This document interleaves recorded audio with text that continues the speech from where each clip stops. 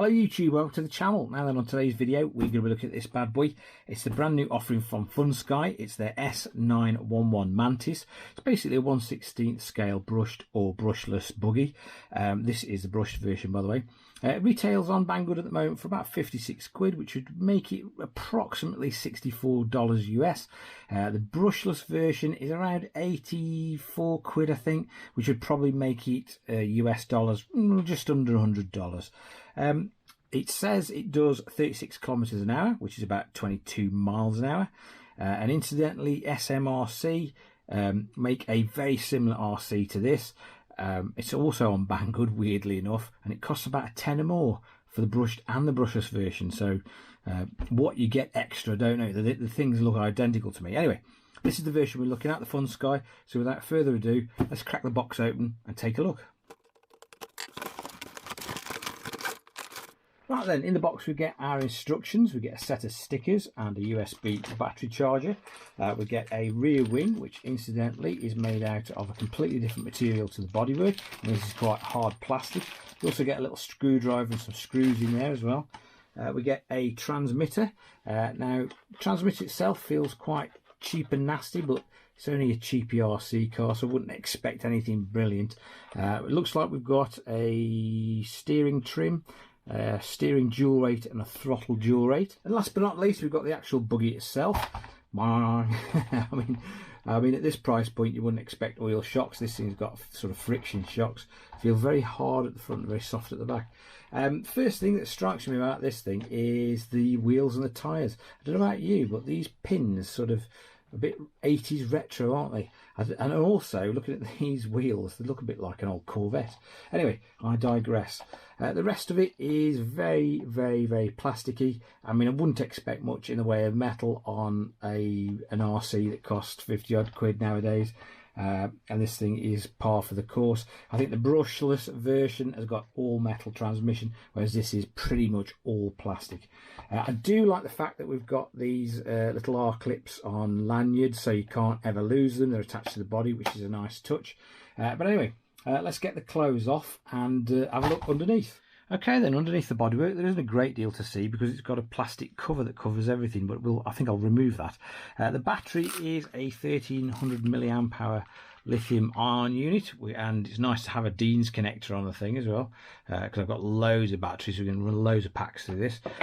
It looks like, without taking the cover off, we've got a 5-wire micro steering servo. Anyway, let's whip this cover off and have a look. Okay then, that's better. We can see what we're doing now. We've got a 390 brushed motor, and this has got a metal drive pinion on the end. That drives a plastic reduction gear, which is supported on ball races by the looks of things. The centre shaft itself is metal, and I'm pretty sure on this version all the transmission is plastic, so there's plastic gears either end and all the differentials are plastic. The drive shafts are also plastic, and in my experience on these cheaper RCs, these are always the things to go. So if you're going to get any spares for these things, get the drive shaft first, because they always go, yeah, and they end up sort of starting to twist and then they snap, normally at the ball on the end. I wouldn't expect anything else at this price point, to be honest. So this is basics, you know, for standard stuff. The brushless version has an all metal transmission, as well as being brushless, obviously. But the cheaper version, the brushed, all plastic. I wouldn't expect anything else. Right, just for the hell of it, I thought I'd pull one of the shocks apart just in case you could convert it easily to oil. Some you can, and basically you can't. It's just almost like a solid plastic unit with a fancy red cover. I believe the brushless ones are in fact oil. They are slightly different to the brushed versions. They do look slightly different, so I think they might be oil. Whether they're adjustable or not, I can't tell from the pictures. But yeah, if you want oil shocks on this, you're not going to be able to convert the originals. Right, I've just finished putting the buggy back together. I do regret taking the shock absorber apart because unfortunately I've lost the retaining washer for the top. As I was putting it back together, the spring pinged off and it took the washer with it, and I just cannot find it anywhere at all. So if anything happens to that shock absorber, it's down to me. It's my fault. I've fully charged the battery. This thing has got no on-off switch, so you just basically plug the battery in and away you go. Steering is quite rapid, actually. I mean, that is quite quick. Yeah, it's only a 5-wire steering servo. doesn't seem that quick, to be honest, wheel speed wise. So I don't think this thing is going to do 22 miles an hour. Interestingly, the button on the transmitter, you click it on and off, and it knocks that little red light. I think it just says rear LED. So I think it's for something that has a rear LED, which obviously this thing doesn't have. So what that does, I don't know. It takes 3 AA batteries, which you have to supply, and we're all ready to rock and roll. So let's go out and try the top speed on this thing. Right, and the speedo's on the car. Let's see if this thing will do 22 miles an hour.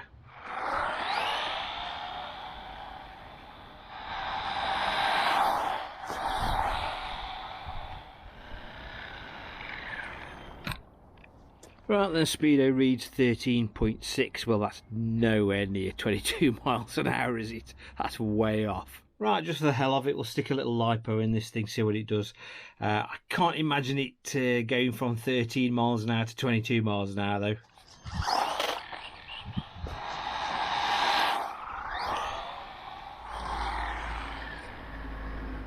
And with a little lipo in it, 14.1 miles an hour. I'm going to call 22 miles an hour out of the brushed absolute garbage.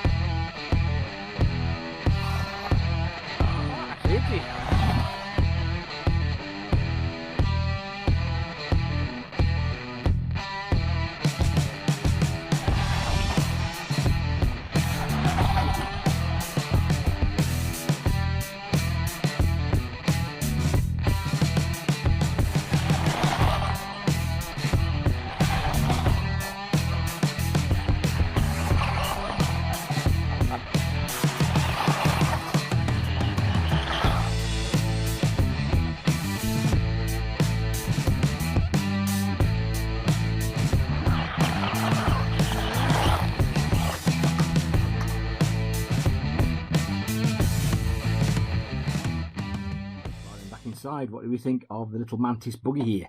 We'll have some pros and cons, shall we? We'll start with the cons, and the first one is a proper con. The quoted top speed of this thing, they reckon 22 miles an hour. This thing only does 14 miles an hour with a lipo that's not actually supplied with the car. That's way off, that is. If it was a couple of miles an hour, I could probably forgive it, but that's miles off. I mean, to be fair, Funsky on the box, they don't quote a top speed of this thing, but unfortunately Banggood do, and it does nowhere near. The second thing I've got written down on my list, and it's not a major problem, but this thing has friction shocks, but you'd pretty much expect something of this price point to come with friction shocks. Because it's not particularly quick buggy, it doesn't have a massive bearing on the handling, but it would be a recommendation to fit oil shocks at some point. And the third thing I've got written down in my list is spares backup. Now, I can't find any spares available for these at the moment, either for the Funsky or the SMRC. In my experience, if these become popular, then you will see a slew of spares freely available on AliExpress, Banggood, etc. But at the moment, I can't find many spares available for this particular RC. And the fourth thing I got written down on the list that I didn't like is the fact that this thing, as far as I'm aware, doesn't have an on-off switch. So you literally just disconnect and connect the battery up to turn it on and off. I must admit, I don't like the idea of it. I do like a separate on-off switch, which this thing does not possess. Right then, let's have some pros, shall we? Now, the first thing I've got written down on my list is the ground clearance. This thing's got reasonable ground clearance. So around our track, it gave a good account of itself, to be honest. The other thing I liked were these pin tyres. Now, how long they'd last on a hard surface, I don't know. But on that loose surface around the track, these are absolutely superb, actually. They gave bags of grip. I mean, it's not got loads of power, I must admit, but there's more grip than power, and that makes a massive difference. Another thing I've got written down on my list is I found that the steering was nice and quick and responsive for a cheap buggy. You know, it pretty much went where you pointed it, and then once again, couple that with the ground clearance and the grip, it really handles nice. Another good point is, I know it shouldn't on the first outing, but nothing broke, nothing fell off. I ran about 6 or 7 packs through this thing during the course of the day. Hit several trees with it as usual, rolled it, bumped it, bashed it, you know what I mean, and still in one piece and nothing broke. Another good point is the price. This thing is 56 quid, $64. It's not an expensive RC these days, and the most important thing, I suppose, is, you know, it is a good laugh to pilot round. Did enjoy myself. You can't really put a price on that. So in conclusion, I want to recommend the Funsky Mantis to you guys. And I'm going to say, on the balance of things, I'm going to say yeah. I mean, it does exactly what it says on the tin. It is genuinely a good laugh.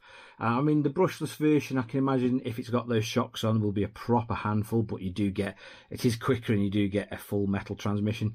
But for a cheap little buggy, there's nothing wrong with this whatsoever. The only thing that really bothers me is the fact that they told a massive lie about the top speed. But apart from that, you know, it's not bad at all. As ever, if you want one of these little buggies, I will leave a link in the description to where you can go and get one from. If you found the video of some use and interest, please give it a big thumbs up. And if you haven't already, please find the time to subscribe to the channel. It makes a huge difference. Once again, guys, thanks for watching, and I'll catch you again very soon. Thank you.